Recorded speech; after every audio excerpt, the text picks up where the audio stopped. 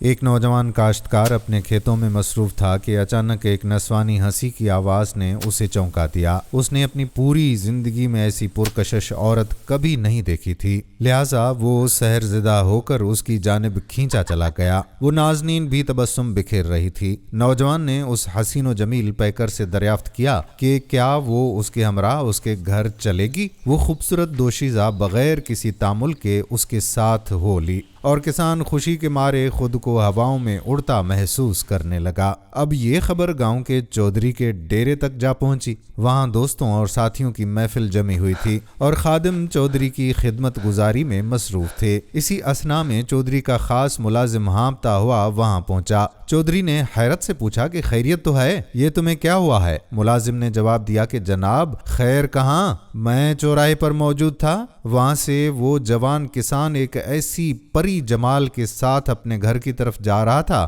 کہ ویسی حسینہ میں نے زندگی بھر نہیں دیکھی۔ معلوم نہیں چودھری صاحب وہ اسے کہاں سے ڈھونڈ لایا ہے، وہ تو مکمل طور پر چاند کا ایک ٹکڑا لگتی تھی۔ دوسری طرف وہ نوجوان کسان اس الجھن میں تھا کہ اس مہجبین کو کہاں بٹھائے۔ اس کی زندگی کا آج سب سے یادگار اور بہترین دن تھا، کیونکہ اس نے ایسا کبھی خواب میں بھی نہ سوچا تھا۔ سچ ہے کہ جب مالک حقیقی عطا کرتا ہے تو وہ بے حساب اور غیر متوقع طریقے سے دیتا ہے۔ اچانک اس نوجوان کے گھر کے باہر شور بلند ہوا اور کسی نے زور زور سے دروازہ پیٹنا شروع کر دیا۔ جب کواڑ کھلے تو چودھری صاحب سامنے کھڑے تھے۔ وہ اسے دیکھ کر شش در رہ گئے اور بے ساختہ اس عورت کی طرف قدم بڑھائے، لیکن کسان نوجوان ایک مضبوط فولادی دیوار بن کر ان کے سامنے کھڑا ہو گیا۔ اس نے دو ٹوک کہا کہ تم میری زندگی کا خاتمہ کر کے ہی اس تک رسائی حاصل کر سکتے ہو۔ چودھری نے طنزیہ کہا کہ تمہاری اتنی حیثیت نہیں اور یہ معمولی گھر اس کے لائق نہیں ہے،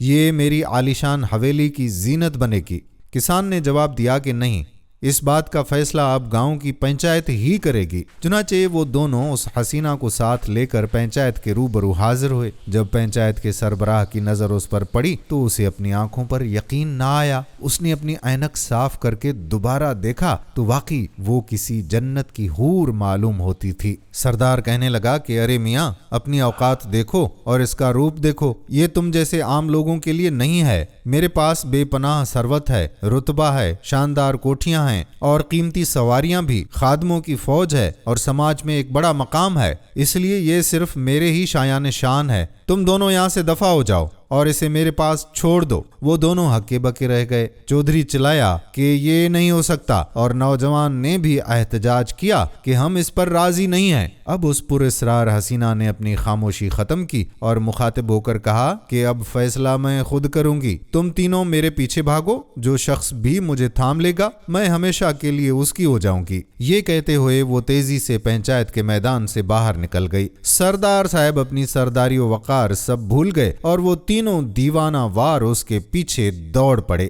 وہ عورت ہوا کی رفتار سے بھاگ رہی تھی۔ سردار صاحب کچھ ہی فاصلے پر ہانپ گئے، مزید دوڑنے کی سخت نہ رہی اور ایک لمبی آہ بھر کر وہیں گر پڑے۔ چودھری صاحب بھی زیادہ دیر تعاقب نہ کر سکے اور ان کی ہمت بھی جواب دے گئی۔ اب صرف وہ حسینہ تھی اور وہ نوجوان جو لمحہ بہ لمحہ اس کے قریب پہنچ رہا تھا۔ مگر اچانک کیا ہوا کہ راستے میں پڑے ایک پتھر سے اسے ایسی ٹھوکر لگی کہ وہ اوندھے منہ زمین پر گر پڑا۔ اس کے لبوں سے ایک دردناک چیخ نکلی جو اس عورت کے زوردار قہقہوں میں کہیں کھو گئی۔ وہ حسینہ پکار اٹھی کہ آؤ میرے دیوانوں، میرا تعاقب کرو، لیکن تم مجھے کبھی چھو نہیں سکتے اور حقیقت میں کوئی بھی اسے نہیں پا سکتا، کیونکہ وہ بظاہر تو ایک بے مثال حسن والی حور تھی، وہ دل فریب تھی اور عقل کو دنگ کر دینے والی تھی، مگر در حقیقت وہ یہ دنیا تھی۔ اس کے پیچھے اندھا دھند بھاگنے والوں کا انجام ایسا ہی عبرتناک ہوتا ہے۔ میرے پیارے دوستو، ہمیں امید ہے کہ اس قصے سے آپ نے کوئی نہ کوئی سبق ضرور حاصل کیا ہوگا۔ رب العزت ہم سب کو صراط مستقیم پر چلنے کی توفیق بخشے، آمین۔